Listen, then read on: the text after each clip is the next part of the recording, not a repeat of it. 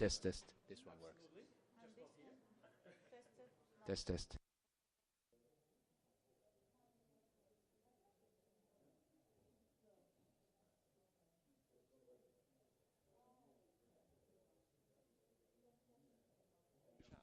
Test, test. Oh, I have a dream. Okay.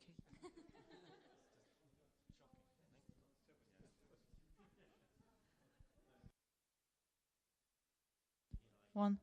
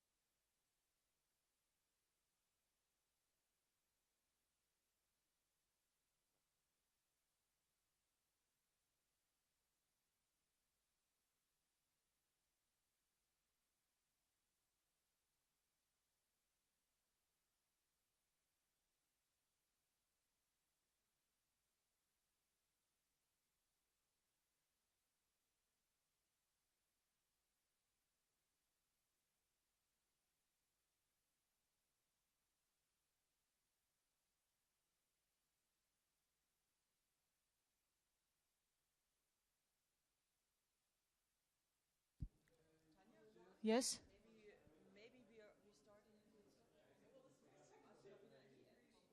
Yes, I agree with you. We're going to ask Marina to wrap up in case if there would be. I guess we can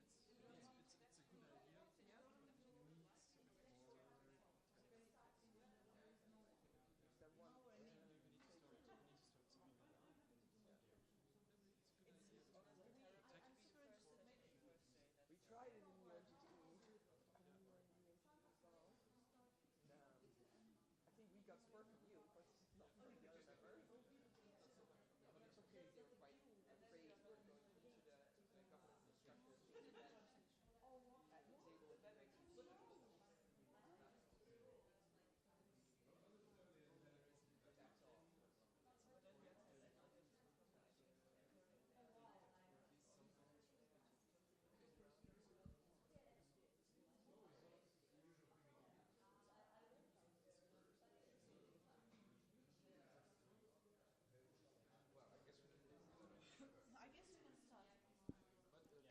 Yes. It makes sense that Marina just gives a bit of introduction. Yeah. It doesn't have to be much. And then Okay. Sandra, Marina will give a bit of introduction, but we can give her a bit on wrap up as well. I would also say wrap Yeah, up. okay. Yeah. So introduction she will still give because we need some intro into, the issues. So shall we start? I think, or wait for another 5 minutes. Okay, dear. Can you hear me?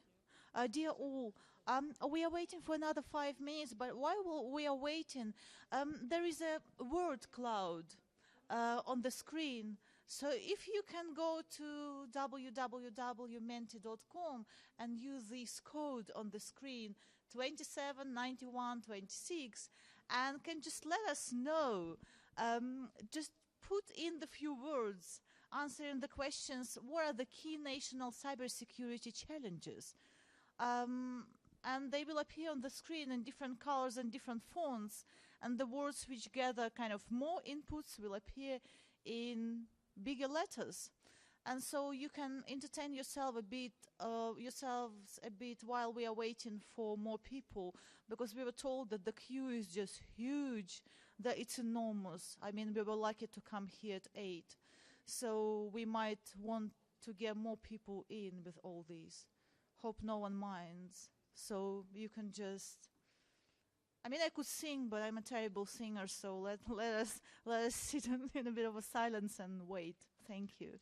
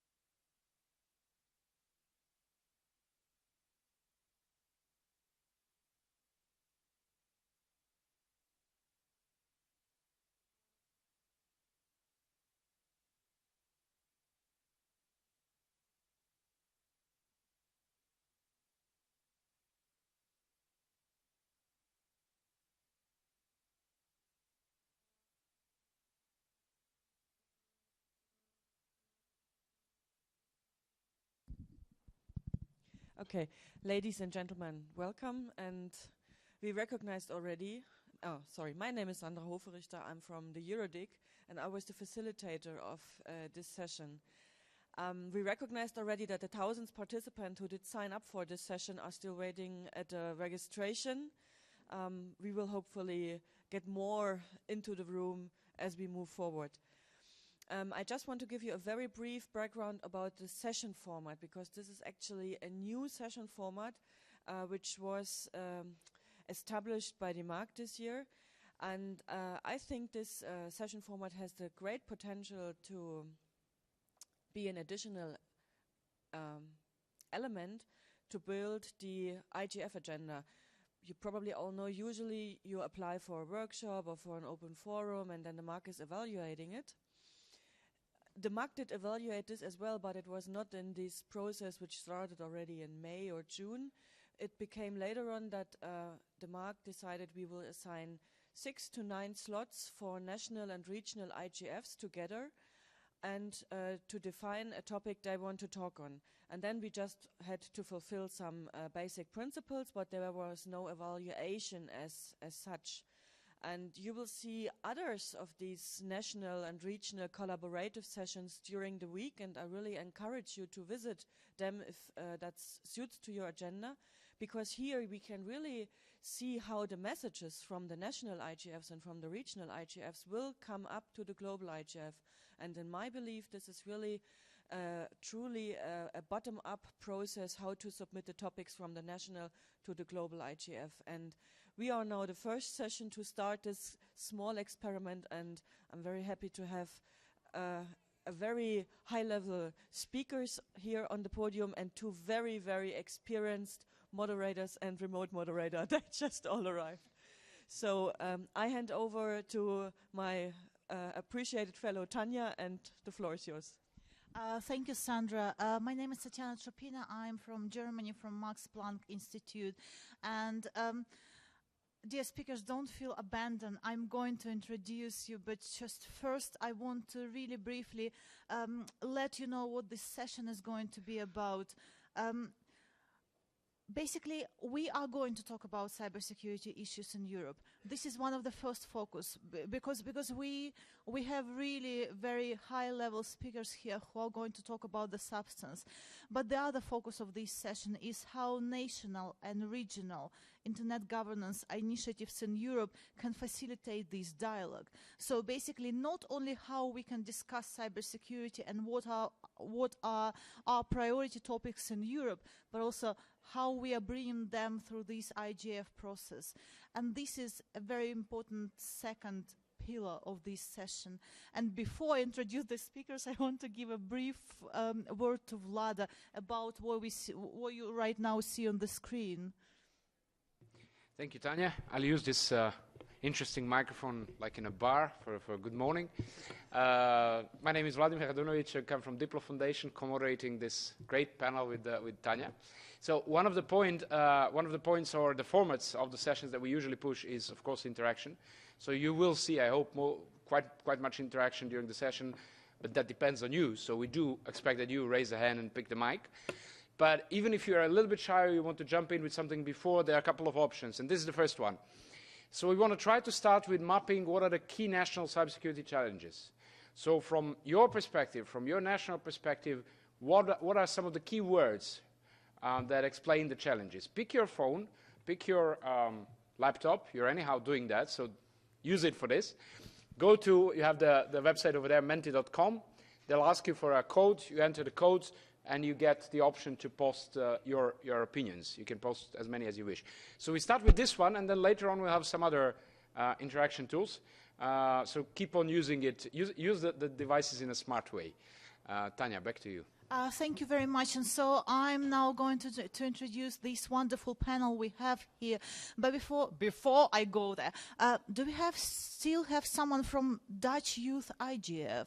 Okay, so the guys have not I mean, it's really hard to hide in this room anyway. So we have Marina Kaljuran, the chair of the Global Commission on the Stability of Cyberspace and former Foreign Minister of Estonia. We have Nata Goderzishvili. I'm sorry, I'm really bad with the German surnames from the Georgian IGF and Ministry of Justice in Georgia. We have David Ruffenacht from Melanie in Switzerland. We have Nina Lem, who is Dutch Ministry of Justice. We have Sonia Sue-Herring from CDIG. And how do I... Southern European, Southeast, and I've been there, and I'm still very bad with abbreviation. And we have Nick Van Smith from the UK IGF, and we have Fortune Costa from Albania. And without any due delay, I'm going to pass the microphone to Vlada to say us a couple of words about word cloud. So what we are seeing, but go on with your points. I see that cooperation is probably the biggest challenge thus far, what we can see, and there are a couple of different spellings of critical infrastructure. So I see that that's also repeating and capacity building. But we'll be watching throughout the session.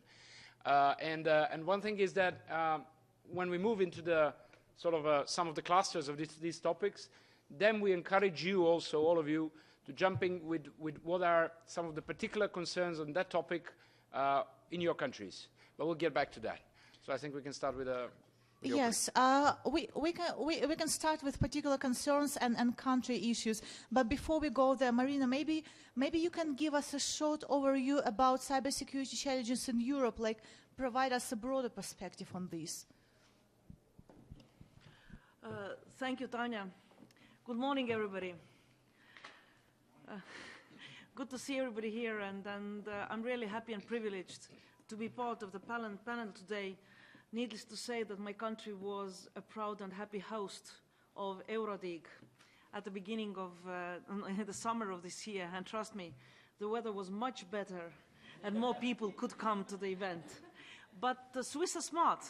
Look into the bags, we all have the caps, hats, so tomorrow we'll be well equipped to find our way in the cold winter weather.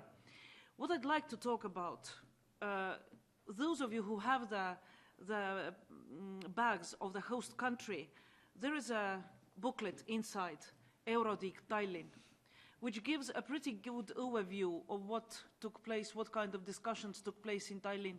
And I'm happy to see also the Estonian team, Heiki and his colleague, who were working hard to make the Eurodig happen and make it successful back in Estonia already a year ago. I participated in one panel, which was called Alice in Wonderland, Mapping the Cybersecurity Landscape in Europe and Beyond. It's in the booklet. I'm not going to go into the details, but I'd like to highlight a couple of points that were discussed there and that I think, as a former government, but still very much influenced by government. It takes time before you forget that you were government. So I still have the thinking of a government person. What struck me was that although governments, and I would argue it again, governments have the leading position in cybersecurity. In cybersecurity within nations, in providing secure exchange of data, authentication of people participating in online services, securing safe and secure online services, governments have central role there. But for the first time in the history of mankind, governments can't provide security without cooperation. If we look back 10 years, 20 years, last century, governments were there, the providers of international security, of national security. Can't be like that anymore.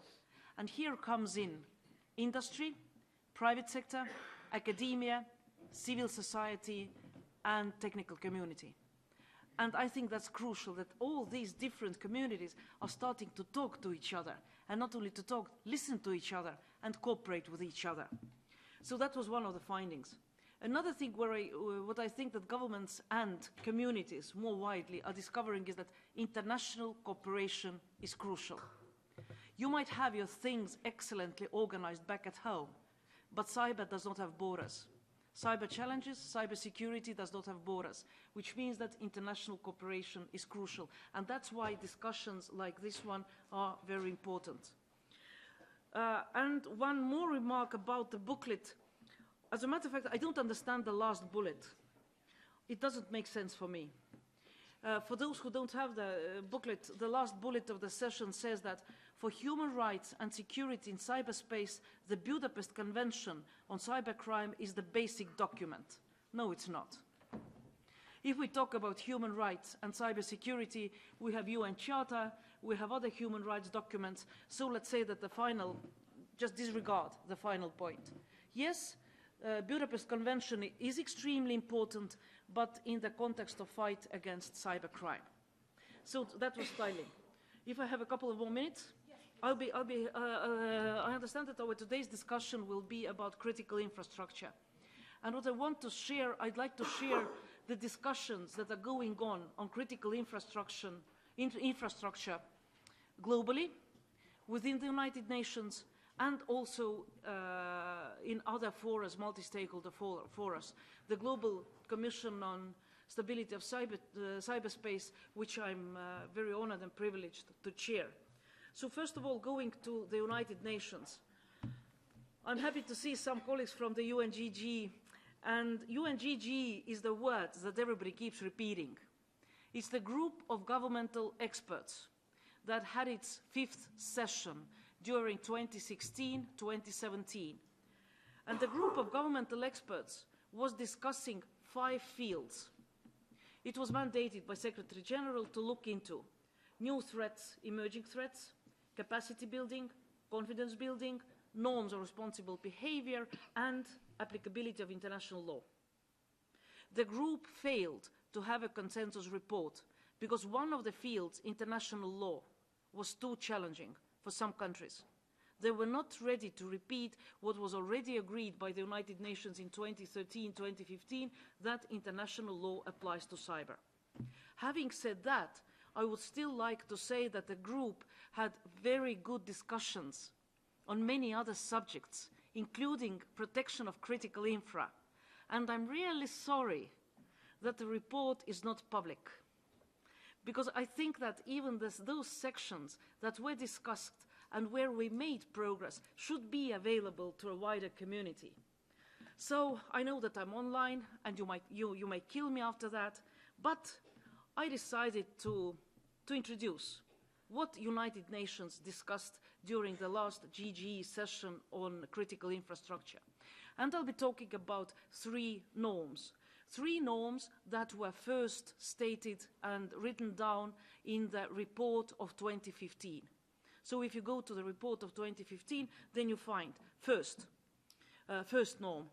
States should take appropriate measures to protect their critical infra from ICT threats, taking into account General Assembly resolution on the creation of a global culture of cybersecurity and the protection of critical information infrastructure and other relevant resolutions.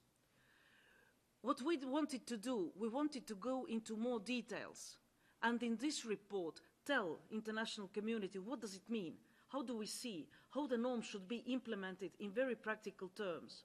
And we came up with the solutions. We thought that the global culture of cybersecurity should include sharing information on best practices for protecting critical infra. It should share information on incident notification procedures, incident handling tools and methodologies, emergency resilience, lessons learned from previous incidents. What else was important this time? We discussed in depth cooperation with other stakeholders. And trust me, for a group of government experts in the first committee of the United Nations to discuss cooperation with industry, private sector, academia, civil society, it's a big thing. And here I see that the situation is changing step by step, and there is willingness to engage with other communities. Second norm that was discussed in the GG and was written down in the report of 2015 says that a state should not conduct or knowingly support ICT activity contrary to its obligations under international law that intentionally damages critical infra or otherwise impairs the use and operations of critical infra to provide services to the public. what we discussed and what was our approach, how we saw it, I think that there is no question about that critical infra forms the backbone of states and society's vital functions, services and activities. Which means that any operation, any activity involving critical infra using ICTs should be very careful and very carefully analyzed, very carefully thought through, because the results might be unexpected and the results might be wider, the results might be different from what expected at the very beginning. So all the states should be encouraged to consider the potentially harmful effects before undertaking some activities. And the final point I'd like to emphasize from the report of 2015 says that states should respond to appropriate requests for assistance by another state whose critical infra is subject to malicious ICT Act. State should also respond to appropriate requests to mitigate malicious ICT activity aimed at the critical infra of another state emanating from their territory, taking into account due regard to sovereignty. In principle, we reiterated, in other words, the principle of due diligence, which is known in international law, under which states have the obligation to stop malicious activities that are originating and that are transiting their territory. But even more important, we looked into assistance. We have SOS in maritime law. So if I might put it literally, ESOS in cyber. If somebody asks for assistance, how to behave then? In real life, it's easy. In cyber, much more complicated. How does the request look like? What should be in the request? What should be considered? How quickly should a country respond? If country is not going to respond, how is the country going to inform about not responding? How to guarantee that after responding the country leaves the one who asked for assistance, and so on and so on and so on. Very many difficult questions, but what we tried to do in the GG was to look into how assistance should be provided and how assistance should be requested. So those were the discussions in the United Nations. What I would like to encourage, now as I made public what we discussed there, I think that all forums have the right to know about the discussions, have the right to reflect on those discussions, and have the right to take those discussions forward. And now my final point. I know that you're looking at, I'm not looking at you. My final point. How to take the discussion forward. As Tanya said, I'm chairing the Global Commission on Stability of Cyberspace. It's a multi-stakeholder international platform which was launched at the Munich Security Conference, which has 28 commissioners coming from very different areas and geographically from different places. So we have commissioners from Berkeley to Beijing. We have professors, we have diplomats, we have hackers, we have industry, we have private sector, we have very different people in the commission. And when our commission met first time, we decided to look into critical infra. Because critical infra is something where, let's say, people, experts in the field see the next attacks or the next operations that might have serious results and serious effects. And when we were considering what critical infra should be on our agenda, we decided to look into internet, and we published our first call to protect public core of internet. So finally, I'm going to read out how we put the norm. Without prejudice to their rights and obligations, state and non-state actors should not conduct or knowingly allow activity that intentionally and substantially damages the general availability or integrity of the public core of the internet, and therefore the stability of cyberspace. It's available on our website, cyberstability.org, cyberstability.org. Please look into that. Please consider it. And please be in touch with us if you think it's useful or if you think we have to write it in a better way. And sorry for speaking so long. I'll stop here. Thank you. Thank you very much, Marina. Actually, I mean, it was a bit of a long introduction, but I think that it brings us very nicely to what Vlada and I saw when we saw the submissions from different internet governance initiatives, regional and national, because one of the we clustered it into different issues like national security, national policy and frameworks, regional and global cooperation, trust between stakeholders, capacity building, new challenges, but critical information infrastructure, which is the main topic of this session, is the topic which came up recurrently in almost every submission. And this is why I'm going to actually move to other speakers on the panel and ask them, Vlada, do you want to go to prioritization first? Well, we can just move to the next step of the engagement. So here we have again trust and even hygiene is growing, and incompetence and capacity building is some of the key challenges. But one of the things that we noticed when we were running through the inputs from national, regional IGFs is that besides critical infrastructure, there are many other issues which on a local level of concerns, such as the CERT, so the operational framework, educational, regional cooperation, and many others. So one of the things we wanted to ask you actually is to try to prioritize the topics on your national level. So these 6 are some that we took out from the inputs from national and regional IGFs. National policy operational framework, national security and critical infrastructure, regional and global cooperation, trust between stakeholders, education and awareness, and emerging challenges, Internet of Things, artificial intelligence. So while we move on with some of the, to hear the points of some of the IGFs, I invite you to again go to the same website and try to, in a way, prioritize. What is the relevance based for you and for your national environment? What is the relevance of these topics? Which are the most relevant and which are less relevant? And B, what is the reality on the national political agenda, on the national IGF agenda? To what extent do you actually discuss these 6 issues? So to try to see, is there a discrepancy between what we think on national level it should be a priority and what we think or what we see that is being discussed. So as we move on, and I pass the floor back to Tanya, take your phones and the laptops and let us know what you think. Tanya. Thank you very much.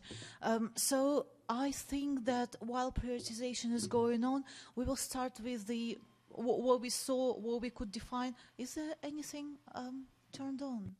Thank you. With what we could define as one of the pressing topics and discussions which in different jurisdictions and on the national level represents different topic, and it's national security, cybersecurity as a national security, and the issue of critical information infrastructure and critical infrastructure protection. And we saw from the submissions that there are different debates, like for example, debate about offensive and defensive capabilities in Germany, and we have oh my God! I forgot to introduce our remote speakers. I'm so sorry. We have Isabel Schkirka from Germany, and who else is remote? And we have Ono from Norway. So we definitely give them the word. But before I think Germany would be in this cluster. But before, I would like to ask speakers who are on site to reflect on their approaches to national security and critical information infrastructure protection. Particularly, I would like to start with the Netherlands and to address the issue we identified about approaches to national security versus cybersecurity. If you can cover this in relation to critical information infrastructure protection, just few points. How do you address this in your country? Thank you. Yes, thank you. First of all, I'm sorry for my voice. I seem to have lost it on the plane, so I hope it just stays with us. For the Netherlands, the process of defining the critical information infrastructure, it started around 2011 when we were confronted with a Dutch company that was compromised. It was a certificate company, and it was not vital, at least not in our critical infrastructure. But it did influence a lot of government websites and processes. And this company was called DigiNotar, and it made our parliament realize that we should do something about this, and they actually asked government to start regulating at least a notification procedure for security breaches. Now, in 2006, we already defined our critical infrastructure. We realized we needed to engage in a process whereby with these organizations, with these companies, to define their critical assets in order to be able to protect them. But we didn't look so much back then to the critical information infrastructure protection. So we tried to rectify this in our update and the updating of our list of critical infrastructure in 2014, and then we took along information infrastructure protection. But honestly, up until now, it still seems to be difficult to define exactly what assets, what processes within the critical information infrastructure are to be protected. And then after the process of actually defining your assets, what should be the best methods to protect these, because of course after DigiNotar we were asked to legislate and to regulate this business. At the same time, we wanted to make sure that we wouldn't lose out on the voluntary information sharing that was already going on, and that you really need for good cybersecurity. So this has been a process over the last few years in which we try to form our legislation in a way that it suits both critical infrastructure protection as well as voluntary information sharing, whereby the information that is processed by our NCSC, our National Cybersecurity Center, which is confidential, which companies do not want to share. There are some specific exemptions from the Freedom of Information Act, because this was definitely one of the worries of our critical infrastructure, that they provide information, they don't know exactly what government will have to do with that. And so we tried to combine these, and this process has actually only finished this year, and it will be broadened the coming year when we have to really implement the NIS directive, European Network and Information Security Directive, into this existing law. But only legislating is just one of the methods to make sure that you secure your critical information infrastructure. There are many more, but maybe you would like to, I can take that upon in the next few questions. Thank you very much. Actually, as we identified debate about critical information infrastructure versus critical information infrastructure in quite a few countries, I would like to ask anyone of speakers before I call on Georgia, for example, or on the UK. Anyone wants to jump in right now, or from you, just to address this issue? If not, Nata, maybe you can tell us a bit about the debate in Georgia. Absolutely, thank you. The debate started from shaping as such cybersecurity strategy, because we had some kind of practice that very often countries, and my country as well, just shape and approve the strategy, and then it's not really workable. So how we started with working on cybersecurity strategy, we tried very hard to align the strategy with security strategy of the country as such. And we started with threat assessment document. We identified that for Georgian population, for information society, cybersecurity becomes the really national security challenge. And starting from that perspective, we aligned cybersecurity with national security concept. And we aligned critical information infrastructure with critical infrastructure protection. So the core principles of protection and how we do that is in our cybersecurity strategy. And with strategy, we align then regulatory and legal frameworks attached to that. We have different lists. We have the list for critical infrastructure, physical infrastructure, and we have separate lists for critical information infrastructure. Again, I'm coming from the country where the most attacks comes to the state critical infrastructures, because the cyber espionage, data theft from government sector is is in big quantities, rather than a tax on private critical infrastructure. So the government decided that we adopted first the lists of critical information infrastructures in the government sector. And we have policies, standards, technical requirements, as well as the regulatory requirements for those 39 government institutions. Rather than with the private sector and private information infrastructures, we have more softer approach. We don't obligatorily tell them that you have to follow the ISO standardization, but rather than start looking at the public sector and adhere to those rules voluntarily. So this was the approach from Georgia, that we started from government critical infrastructures and moved softly to the private critical infrastructures in the field. Thank you. Yeah, I actually wanted to see how many of you from your countries, how many of you actually have defined in the national framework what is a critical infrastructure and what is a critical information infrastructure? How many countries do have it defined in the national framework? And the others don't know, or you don't have it? So how many don't have it defined? Now, I'll start representing my country as well, but at least. Okay, so still this is one of the issues that we have to discuss. How do we define, and maybe the Georgian experience can be a good one at some point. Please. Maybe I think we have defined, or we had a first strategy that is finishing this month, and Switzerland will be adopting its second strategy in the spring, if all goes well. But I think with critical infrastructure, with the dependency of society more and more on the internet, with the IoT, will be a big question: what is a critical infrastructure? If suddenly the cars have converged systems that are controlling the traffic, those might be considered also as a critical infrastructure. So I don't think it's one time we can define everything. So we have to follow the evolution of the internet. So basically, if I look, for example, at our list of prioritizations, I see that emerging challenges are somewhere in the middle, right, in terms of relevance, but not that high into the national agenda. But yeah, I actually agree with you. Is there anyone on site who wants to jump in right now about the definition of critical infrastructure? Because I would like to move to our remote speakers. Are they online?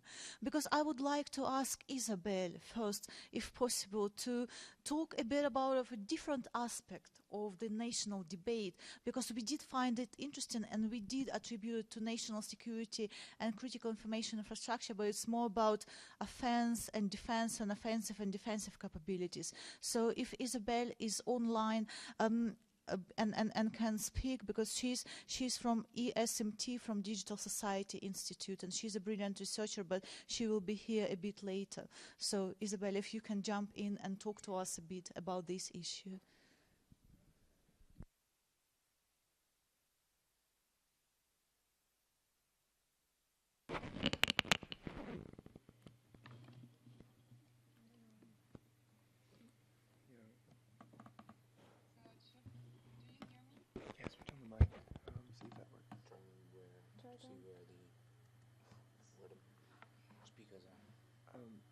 We can hear you, but we can't.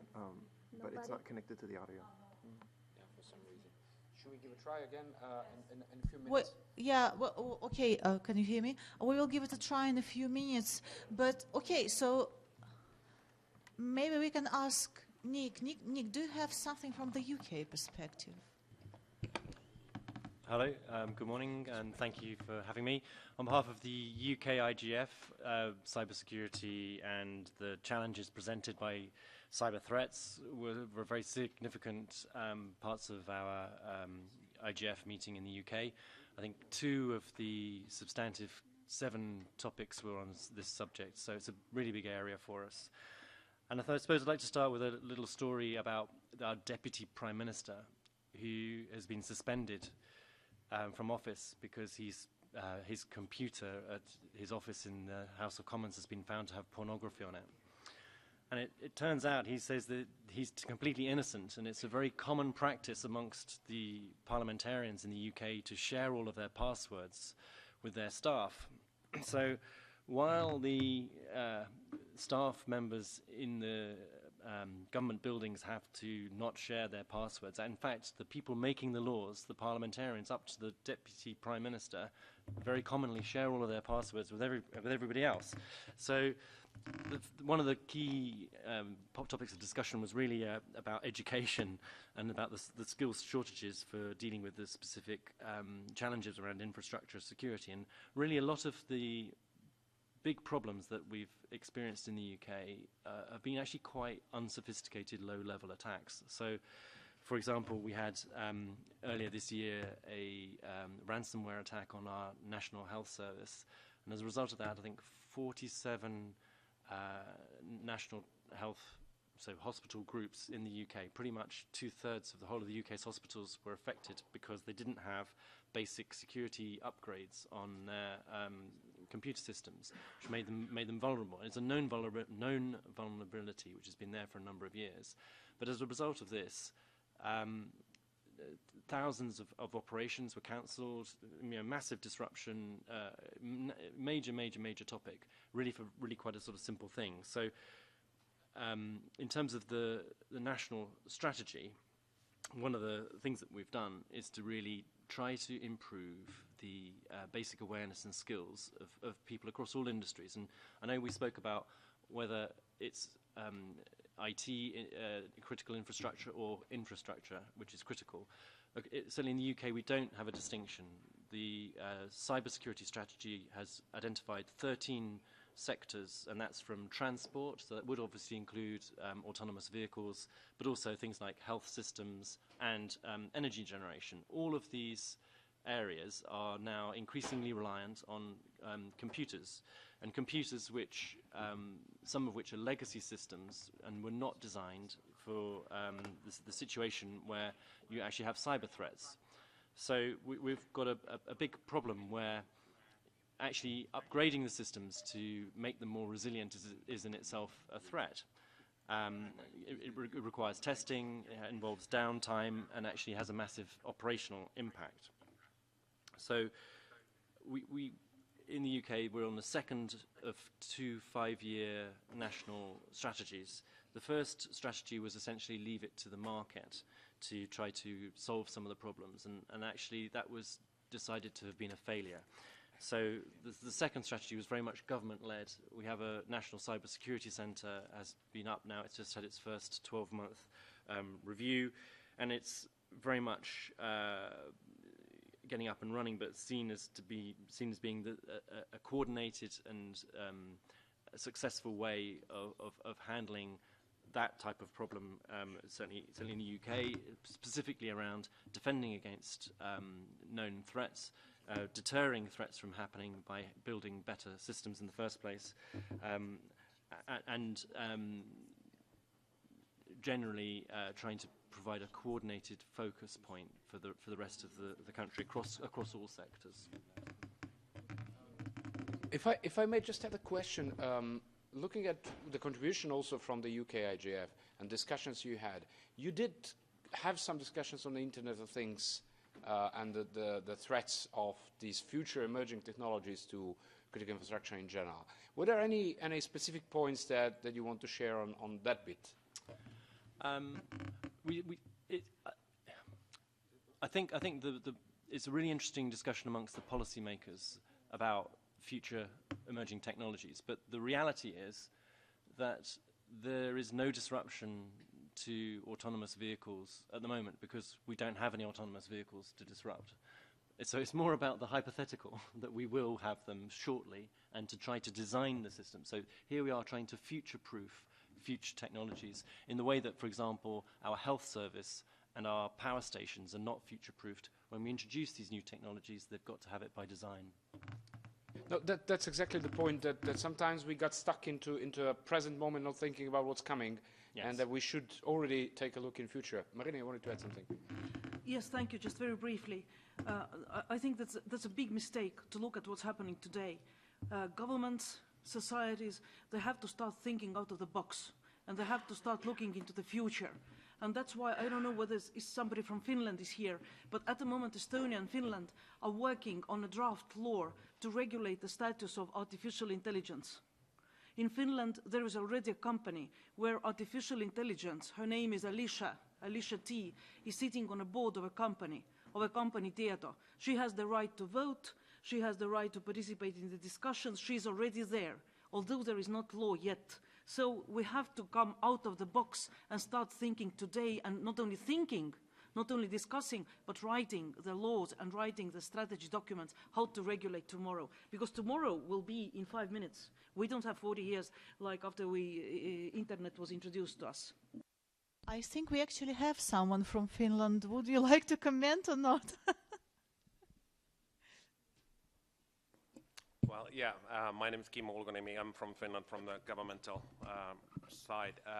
Yeah, that's true that Tieto has artificial intelligence in their board. Personally, I think it's more like a publicity stunt to have that and promote their services and products. But anyway, it's a very interesting way to think how artificial intelligence, machine learning can support the board work. Yes, please. Yes, thanks. Just something that I'd like to react on the UK intervention, because this panel is about critical infrastructure, but what we've discovered is really difficult is that the whole supply chain of our critical infrastructure is not defined as critical. And if you look at the IoT as such, it's not defined as critical infrastructure for us yet. So that means that in your procedures, in your policy, you should really take into account how are you going to work around these issues. Our National Cybersecurity Center has a specific constituency, which basically means it's government and critical infrastructure, so they cannot share or cannot act or react for smaller, medium-sized companies or for citizens alike.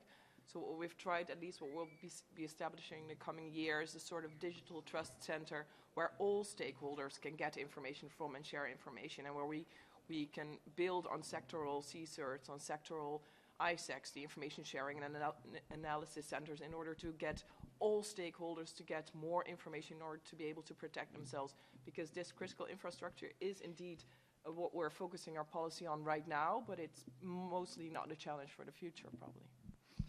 Thank you very much. I have two questions. The first question, are there any intervention from you? And second question, is there any remote speakers online? Have we managed? I think we have Isabel now. Thank you. Let's try. Let's give a second try. Unless she's in the row outside waiting for registration.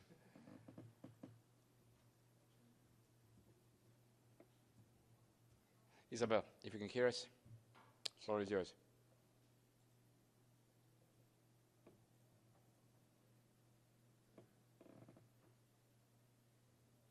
Nothing yet? Okay. Should we move on? Yes, I think we should move on, and I'm really, really sorry that we couldn't get remote speakers engaged. There might be, if there is any opportunity for you, you can just read the submissions, I think, on this on the session page.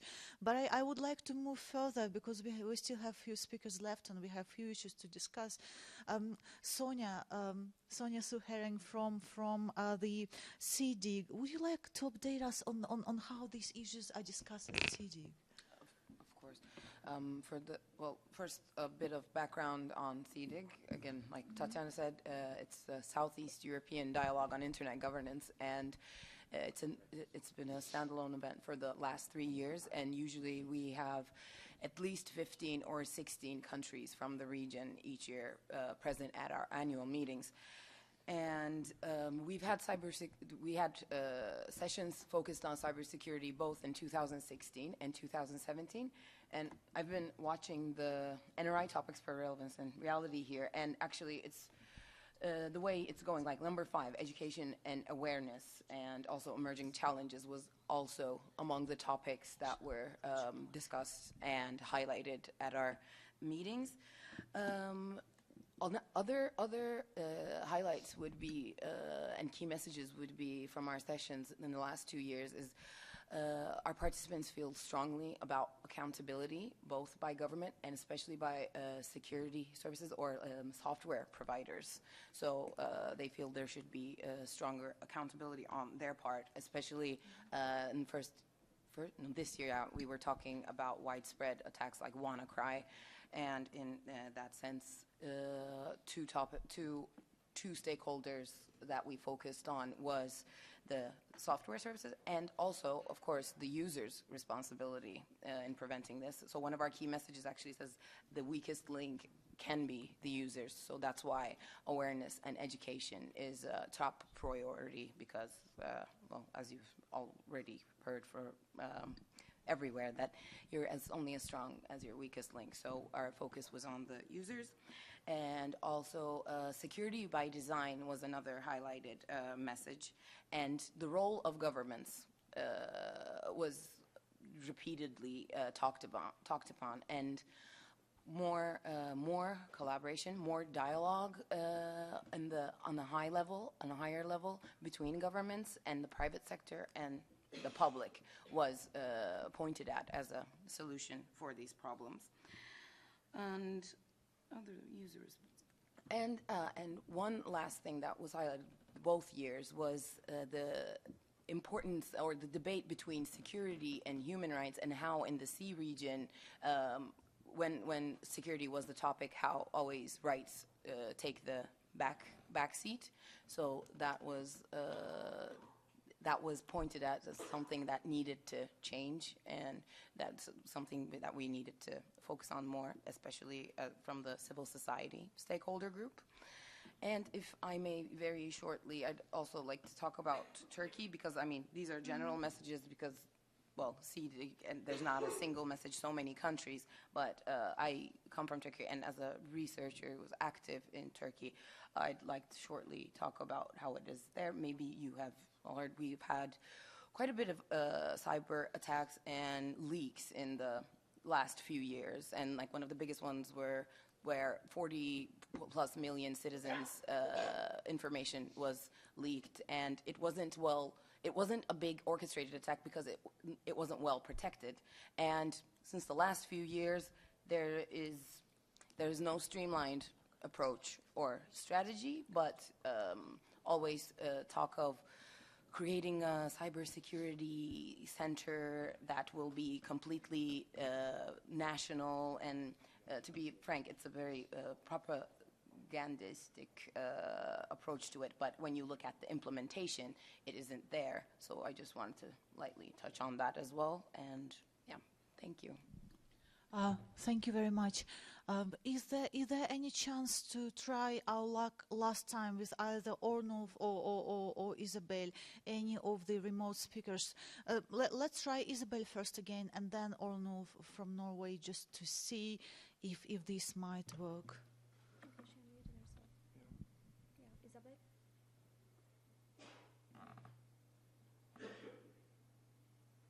She's speaking, but nothing.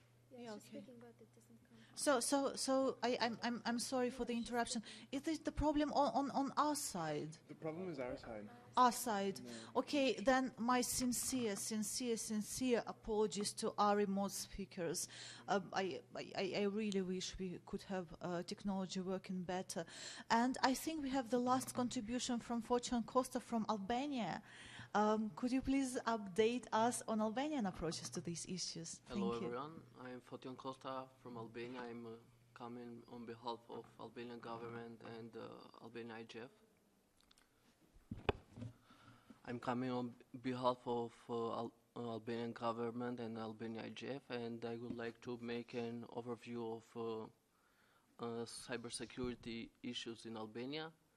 Albania is in the southeastern Europe region, and this region is dealing with cybersecurity for some years ago, and Albania is firstly approving the cybersecurity agenda on 2014, and since that year we have established some governmental institutions about national security agencies and other agencies.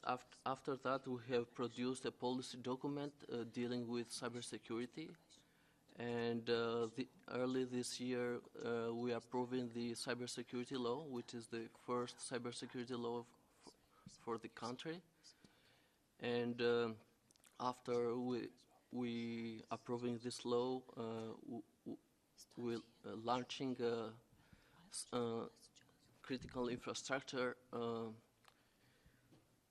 definition, and we are focused, and we identify the critical infrastructures that are in fields of energy, health, financial, transportation, industry, government sector, and environment.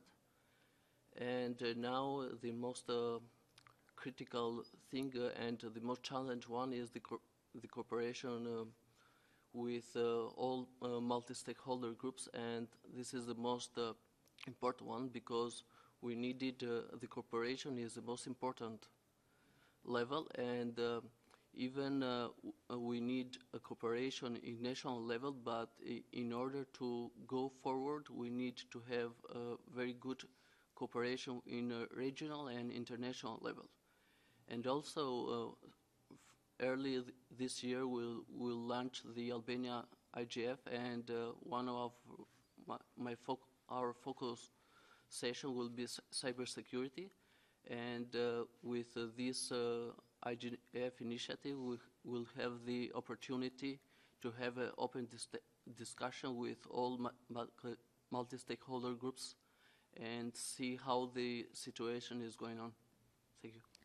Thank you, Focha. Actually, this brings a nice segue to the second question that we have at our session, namely how national and regional internet governance initiatives can contribute to this issue, and can they contribute at all? But before we move there, Vlada, could you please update us on this relevance and reality clustering? So I think you basically mapped sort of similarly to what the speakers had in mind, that education is probably the topmost relevant issue on national level, but it's not, it could be better or higher on the agenda. On the other hand, the emerging challenges seems a little bit less relevant, even though, okay, we learned that this is something we have to have in mind, but probably because of the other, which are more burning issues, we're not focusing that much on the emerging challenges. And it's interesting that, in reality, the emerging issues are actually low on the agenda. They're not discussed that much, but we see that the regional cooperation and global cooperation and the national frameworks are sort of higher on the national agenda. So that's something that's already mature in discussions on the national and regional level. Okay, I'll switch to the open board. So this is basically a sort of a Twitter-like space. Just post any sort of comments or questions on your own, whatever you wish to address or question or debate. And I think we can move on to the final part. I'm totally lost with this microphone, how to switch it on and off. Also, if you have any thoughts, or even yes or no, can regional IGF initiatives contribute to the cybersecurity debate, cybersecurity dialogue, and so on? And if you have a short idea how, just put it there. Or you can raise your hand, or you can put it there, but we really would like to see your input, especially if you made it to this session. It's the first session of the first day of the IGF, so you probably have some thoughts about this. But I would like to go through the panel first, unless we have any intervention from you on this topic about national and regional IGFs, or on any other topic.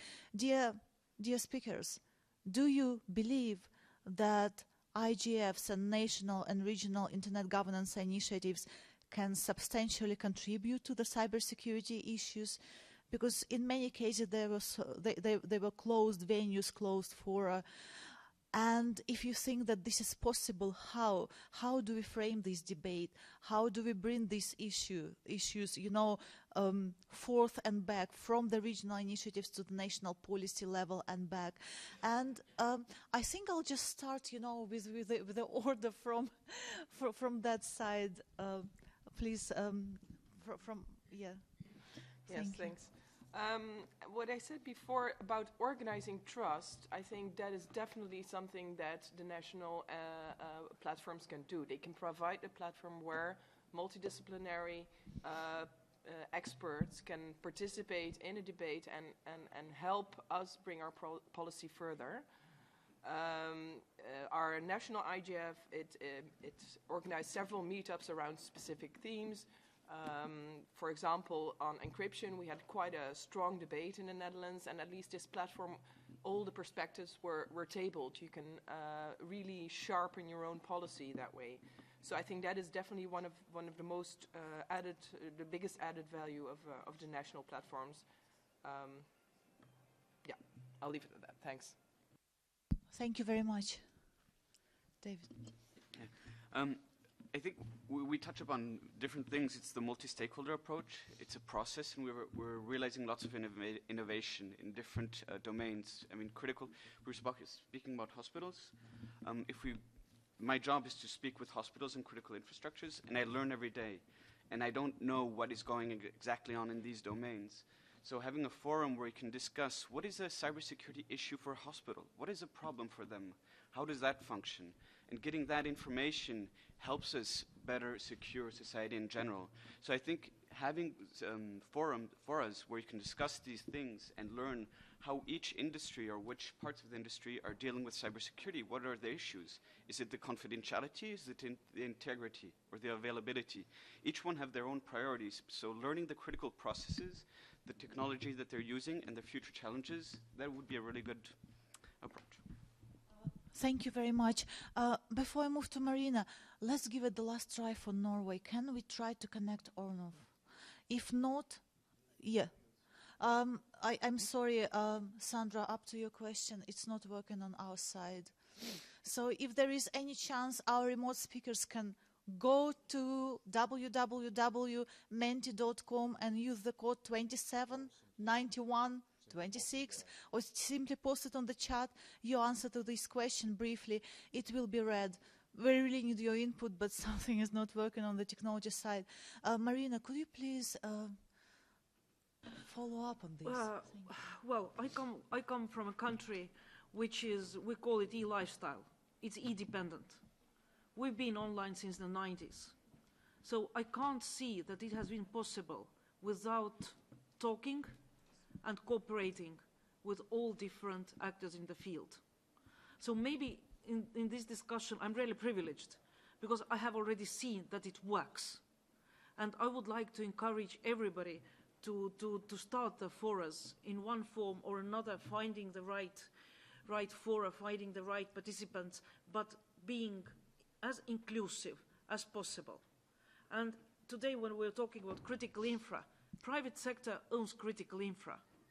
Private sector is one that is providing online services. How can we cooperate without them? Civil society, coming from a country which is e-dependent, it's important for us also to have human rights on agenda. So online services and the same principle, human rights online equal to human rights offline. Civil society is needed there. So I don't see other way of being successful in these discussions than including as many stakeholders as possible. Thank you very much to Nina, David, and Marina, and I would like to invite Nata to comment. Thank you. Yes, we in Georgia identified that cybersecurity is a team sport. And really, we do need every stakeholder to be engaged and share information. And these local initiatives are really very good informal networking, trust, and knowledge-sharing platforms. And we also already gained some fruits out of that. For instance, during the last IGF, Georgian CERT and small and medium ISPs had a memorandum how to share information about incidents and what kind of platforms we use for that. Also, we provided small trainings for the information society about information and cybersecurity. So we use much of this platform, and it is the proper way in our reality.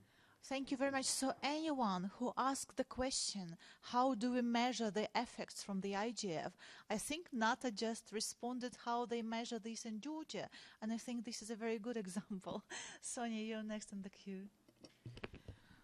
Well, it's going to be a bit of maybe repeating, but also from the CEDIG experience and the Youth IGF Turkey experience, I think the NRIs, the IGFs, the national, regional, sub-regional IGFs are the perfect place to talk about cybersecurity because, as people mentioned before, these are usually very closed-off discussions, and it's hard to get information on it. Like, as earlier said, some of the reports aren't even made public. So I think it's the perfect place to talk about these and both build capacity and awareness, and also the more different stakeholder groups you build together and the strengthen the dialogue, although it may not be immediately measurable, it definitely has short to long-term effects. And I think all the meetings and sessions focusing on this, we will see the positive effects in the near future of it, because you have the technical community, you have the governments, and you have the civil society and the other stakeholders, and they get to hear different aspects of the thing that they wouldn't normally be exposed to. So I think definitely NRIs have value to contribute to the discussion. Thank you. Nick, how do you talking the talk and walking this talk at the UK IGF? So I think it is difficult to measure specific outputs from an IGF, but it is definitely the case that the opportunities to share information and for the technical and governmental people who are implementing national cybersecurity strategies can hear, for example, when they talk about network monitoring as one of the countermeasures against threats which are real and present, they can hear the concerns of civil society about civil rights infringement and human rights and these sorts of things. We're now in the post-Snowden era.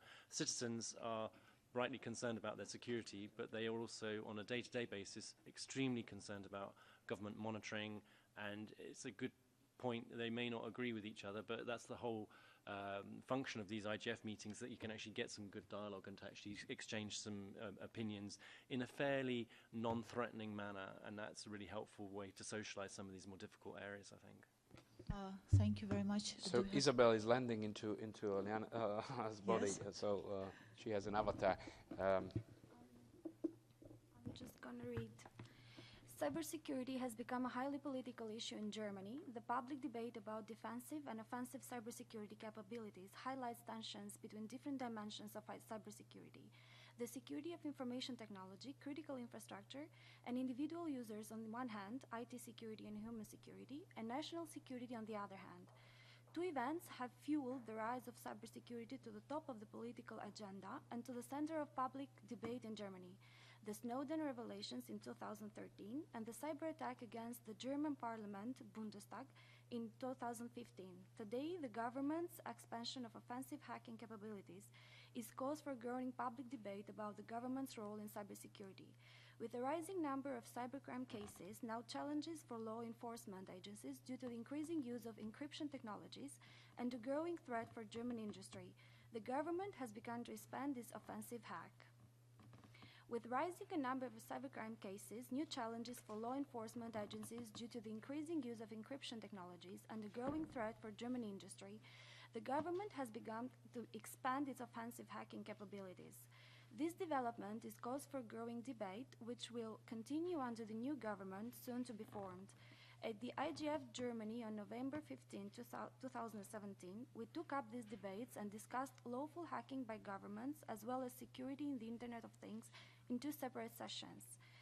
Responsibility for cybersecurity in Germany is not centralized within the government. The Ministry of the Interior is probably the most important agency since it oversees the Federal Office for Information Security, responsible for IT and critical infrastructure protection in Germany, as well as the police and domestic intelligence agencies and the newly founded hacking agency.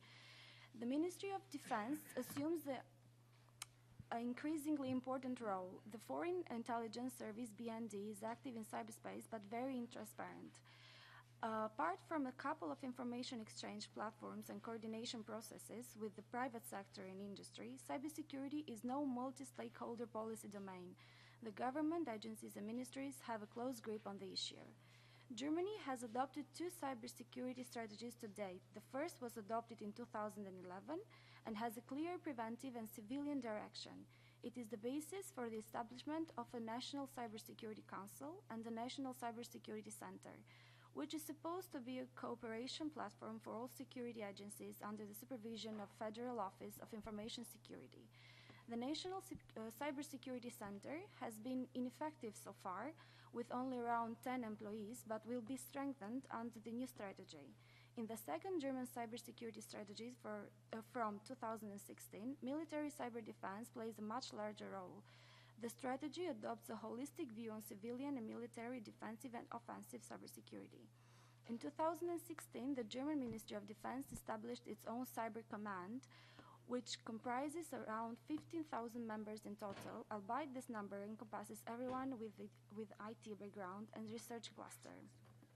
Overall, the government is currently expanding its offensive cybersecurity capabilities with the establishment of a military cyber command in 2016, as well as the establishment of a central office for information technology in the security sphere, which will develop hacking tools for police and intelligence agencies as an independent research agency overseen by the Ministry of the Interior. At the same time, the German government is pursuing the goal of strengthening IT security in critical infrastructure and the Internet of Things. The Federal Office for Information Security, which is overseeing the responsible for Germany's IT security, is expanding, albeit not enough, some claim. The BSI is also overseen by the Ministry of the Interior. Moreover, in 2015, the German government adopted an IT security law for operations of critical infrastructures. And this is from Germany. Thank you very much. So we have input, Vlada, before I know that we have to wrap up. But I would like to ask a question to Marina and ask, because we don't have a lot of time, but I would really like to ask this question, just to bring the debate home from where we started. As someone who participated in GG and was in the thick of all these, national security issues, do you think there is a way to marry those issues what we are doing at the national IGFs? Is there an easy way to do this? Is there any solution which will work for everyone, every country globally, or do we have all to go our different ways? Well, it's a very good question, and you want me to answer in 1 minute. Well, maybe 2. Well, in principle, I think that we all know that critical infra, yes, we have some UN General Assembly resolutions, but in principle, it's defined by each and every national state. Can we learn from each other? Yes, we can. Should we learn from each other? Yes, we should. So there is no question about that. There has to be cooperation. The more we cooperate, the more we know about each other's systems. The less there are possibilities for misunderstandings, the less there are possibilities for escalations because of not understanding what were behind different incidents, definitely.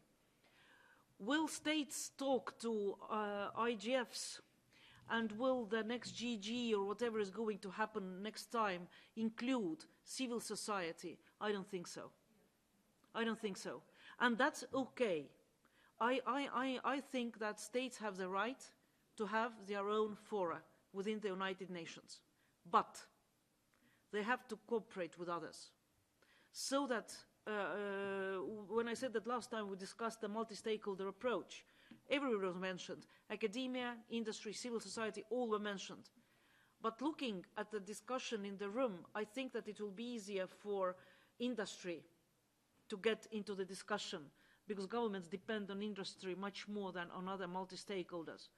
But smart governments discuss at home and internationally with all multi-stakeholders. So even if there's not going to be an established way of cooperation with civil society, IGFs, I would say we should do it anyway. And we should continue sending our messages to government. And then the same Finnish example, it's the industry that is forcing government to start drafting the law.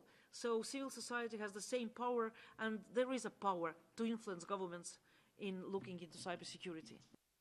Thank you very much, and I will. Is there any comment, question? I'll pass it to Vlada. Nothing much. I just wanted to reflect on the German example, that the great merit of the IGFs is that usually the hottest topics can be brought there quickly. And that's one of the things that, and German IGF is probably an example, as the moment they saw there is increasing intransparency of the government and armament, it popped up at the IGF. And then back to the question that you asked is, I guess it's fine, as Marina said, that governments have their own fora and technical community and everyone has their own fora, but the merit of the IGFs is putting them all together. The question that I leave probably open here is to what extent we really have governments at the national IGFs, and to what extent they're really passing the message of the IGFs somewhere beyond. I don't know if we probably don't have time to respond to that, but it's worth thinking. Thank you very much. And do we want to wrap it up now because we are out of time, or anyone wants to add anything? There were a couple of very interesting points over there raised. It's a pity that you're not taking the mic, but it's okay. That's the point. There were comments about more transparency and more openness of governments to talk to private sector, including about sensitive issues like critical infrastructure. Then the need for multiple incident response mechanisms like Norway.